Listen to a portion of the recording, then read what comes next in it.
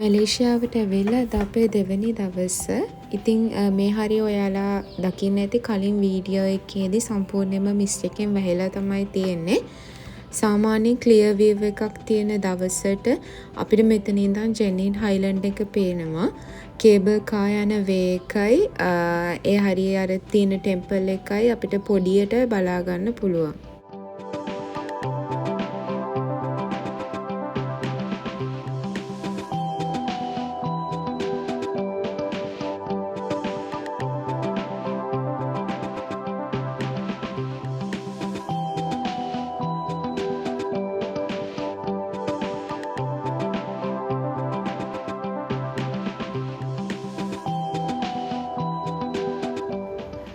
මේ තියෙන්නේ අපි නැවතිලා ඉන්න ස්විස් ගාඩන් හොටෙල් එකේ ස්විමින් පූල් එක. මේ ස්විමින් පූල් එකේ විශේෂත්වය තමයි මේ ස්විමින් පූල් එකේ වතුර හැම වෙලේම යාලා වෝම් කරලා තමයි තියෙන්නේ. මොකද මේ හරිය හරිම සීතල ප්‍රදේශයක් හින්දා ගෙස්ලට ඕනම වෙලාවක එන්ජොයි කරන්න පුළුවන් විදිහට මෙයාලා හැම වෙලේම වතුර මද රස්නෙන් තමයි තියලා තියෙන්නේ.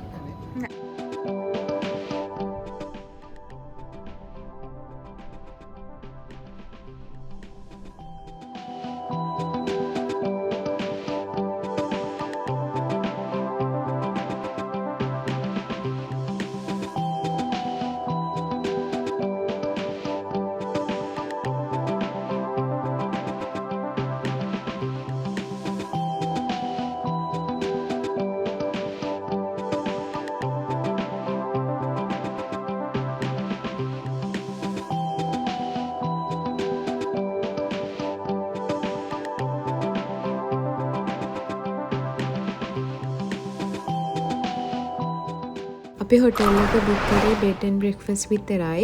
ඒකට හේතුව තමයි සාමාන්‍යයෙන් අපි ට්‍රැවල් එකක් ආපුවාම ලන්ච් ගන්න අපි හොටෙල් එකේ ඉන්නේ නැහැ. ඒ නිසා හොඳම ඔප්ෂන් එක බෙඩ් ඇන්ඩ් බ්‍රෙක්ෆාස්ට් විතරක් බුක් කරන එක. මැලේසියන්ස්ලාගේ ප්‍රධාන කෑම වෙන්නේ බත්. ඉතින් එයාලා බත් වලට නාසි කියලා තමයි කියන්නේ. අද මෙතන තිබෙන නාසි ලෙමක් කියන එක. එයාලා එක කන්නේ ෆ්‍රයිඩ් චිකන් එක, පිපිඤ්ඤා, පීනට්ස්, චිලි සම්බල් සහ හාල් මැස්සු බැදලා තියෙනවා.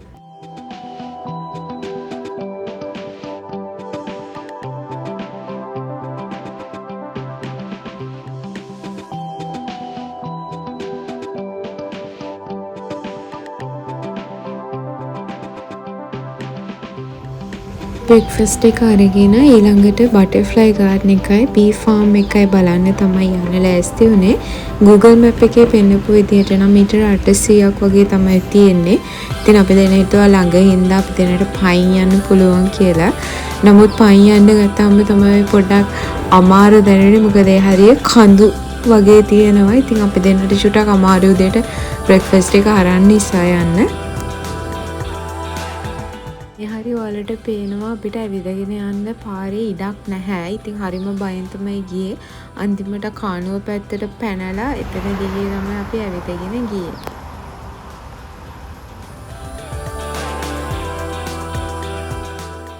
බී ෆාම් එකයි බටර්ෆ්ලයි ගාඩන් එකයි එකම තැන තියෙන්නේ. ඉතින් මෙතන ටිකට් අරගෙන තමයි අපි ඇතුළට යන්න ඕනේ. මට මතක විදිහට එකිනෙට රින්ගිට 8ක් හරි 10ක් හරි වුණා.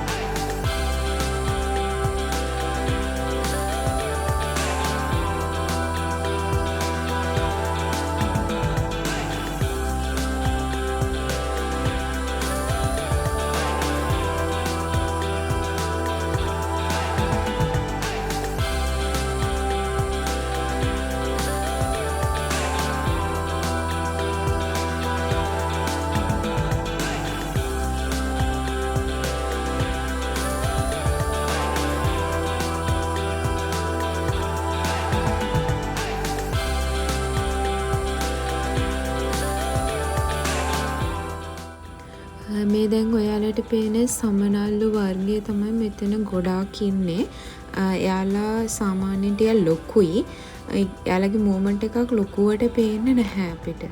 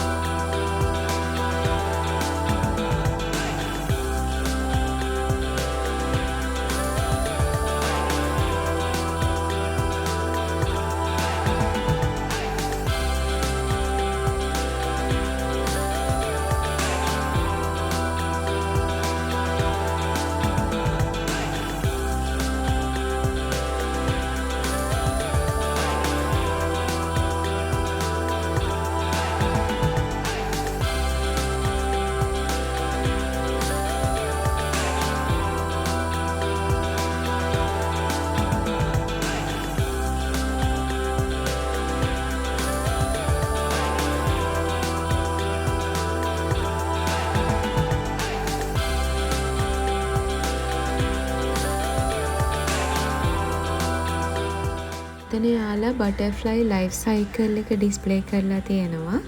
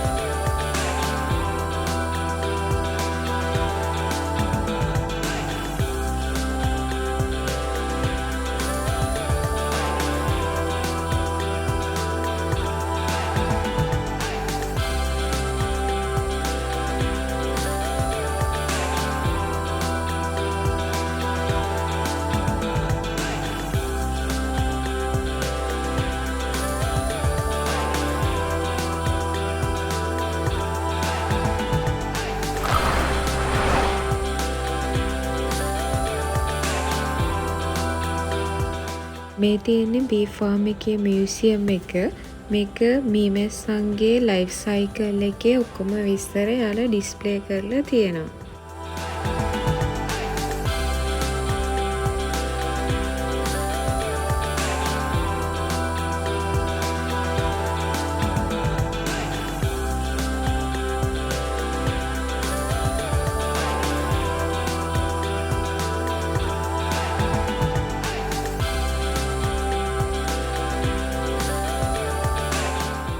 ෆාම් ගාඩන් එකේ මියුසියම් එකට පස්සේ මේ තියෙන්නේ බටර්ෆ්ලයි ගාඩන් එකේ මියුසියම් එක. මෙතන යාලා ඩිස්ප්ලේ කරලා තියෙනවා සමනල්ලු කොච්චර ප්‍රමාණයක් ඉන්නවද, ඒ සමනල්ලුන්ගේ කලර්ස්, ඒ සමනල්ලුන්ගේ ප්‍රමාණය සහ යාලගේ හිස්ටරි එක මෙතන යාලා ඩිස්ප්ලේ කරලා තියෙනවා.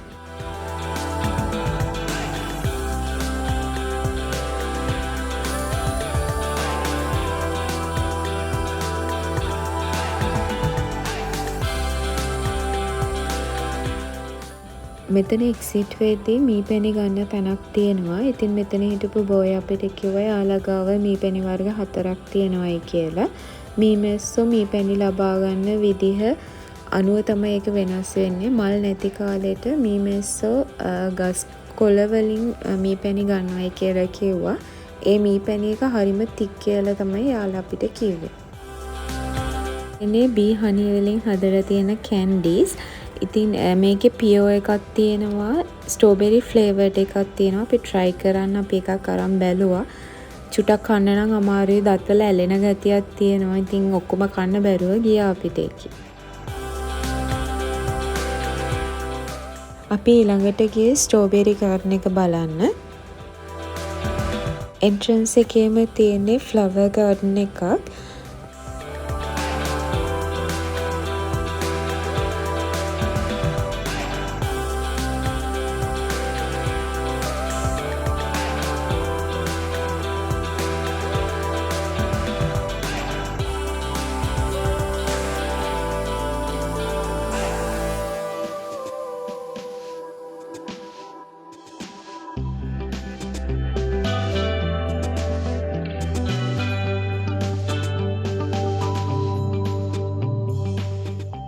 මේ තියෙන ස්ට්‍රෝබෙරි ගාඩන් එක. ස්ට්‍රෝබෙරි ගාඩන් එකේදී අපිට ස්ට්‍රෝබෙරි පික් කරලා බර අනුව අපිට ගෙවලා ඒ ටික ගන්න පුළුවන්. ග්‍රෑම් 100ක් රින්ගිට් 8ක්.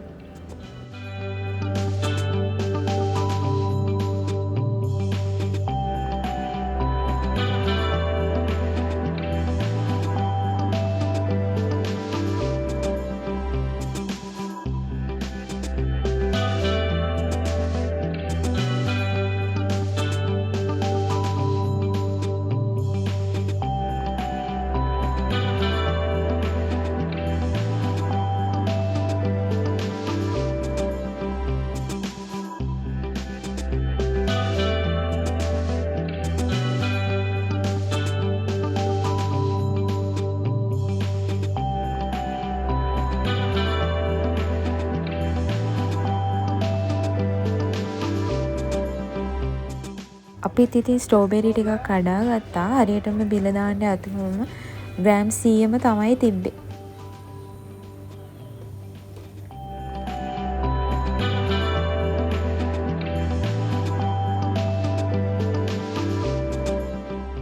මේ තියෙන යාළගේ ලැවෙන්ඩර් අවුට්ලට් එක. මෙතනින් සෝප් වර්ග, shampoo, body wash, hand wash, candle වගේ දේවල් ඔයාලට ගන්න පුළුවන්. ස්ට්‍රෝබෙරි ගාඩන් එකේ රෙස්ටෝරන්ට් එක තමයි මේ තියෙන්නේ.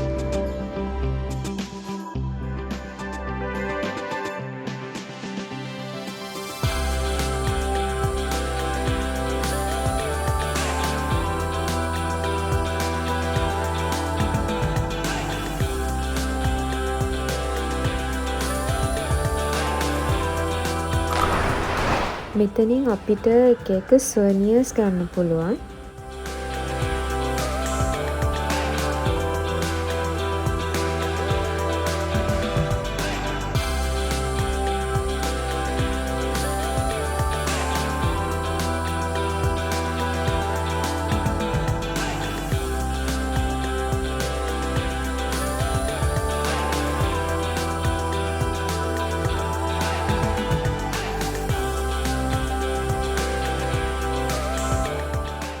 ස්ට්‍රෝබෙරි ගාඩන් එකේ වෙන පැත්තක රෝසස් ගාඩන් එකක් තියෙනවා. මෙතන ලොකු රෝසස් මේ එක වර්ගයේ ලස්සන පාට ඒවා තියෙනවා.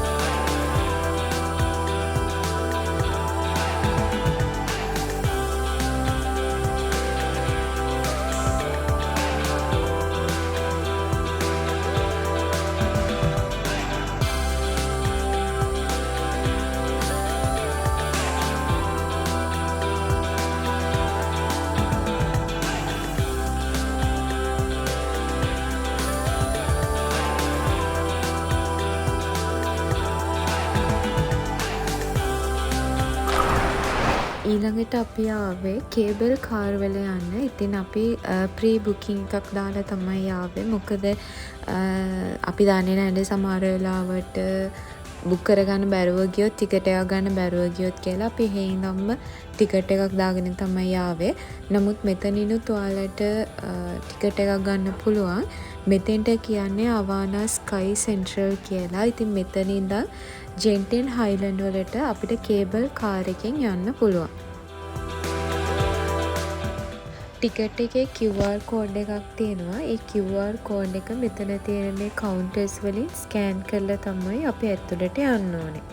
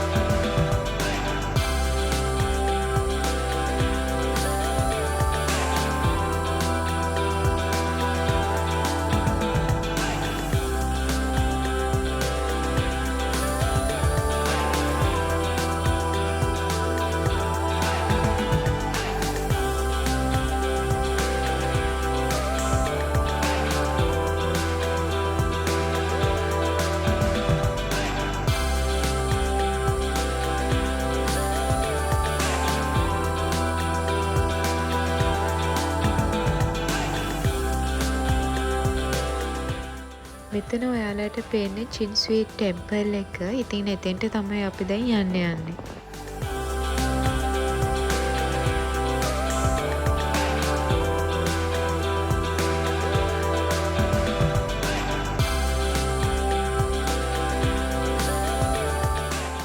චින්ස්වීට් ටෙම්පල් එකට යන්න අපි පහළට බැහැලා යන්න ඕනේ. පඩි පෙළවල් නැහැ. එස්කැලේටර් වලින් තමයි අපිට පහළට යන්න තියෙන්නේ. මේක තමයි චින්ස්වීට් ටෙම්පල් එක කියලා කියන්නේ. මේක චයිනීස් බුද්දිස්ට් ටෙම්පල් එකක්.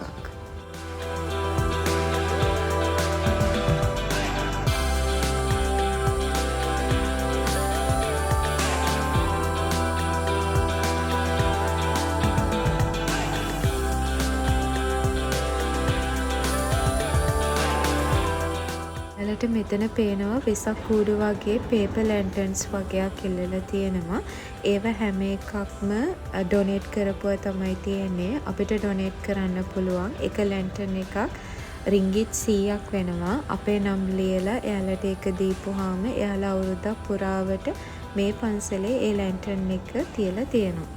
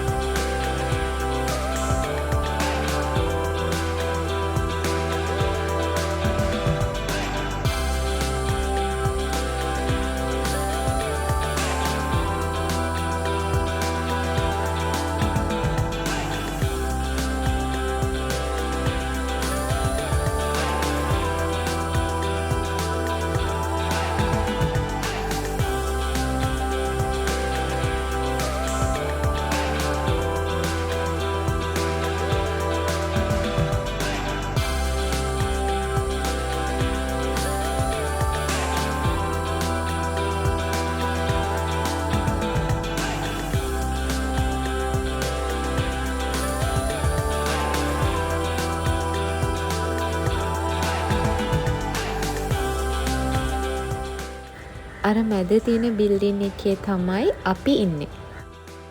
ඊට පස්සේ අපි අන්තිමටම ගියේ ජෙන්ටින් ස්කයිවර්ල්ඩ්ස් වලට. එතෙන්ට අපිට ඇතුළට යන්න පුළුවන් කමක් තිබ්බේ නැහැ. මොකද අපි එතෙන්ට යද්දි 5යි කාල විතර වුණා. එතකොට ඒක 6ට වහනවා. ඒක නිසා අපිට ටයිම් මදි නිසා අපි ආවා පස්සේ දවසක යනවයි කියලා. ඊට යන්නත් ඕනේ ටිකට් අරගෙන එක්කෙනෙක්ට රින්ගිට් 150ක්. ජෙන්ටින් ස්කයිවර්ල්ඩ්ස් කියලා කියන්නේ තීම් පාක් එකක්. ඒකේ අපිට එක ඇක්ටිවිටීස් කරන්න පුළුවන්.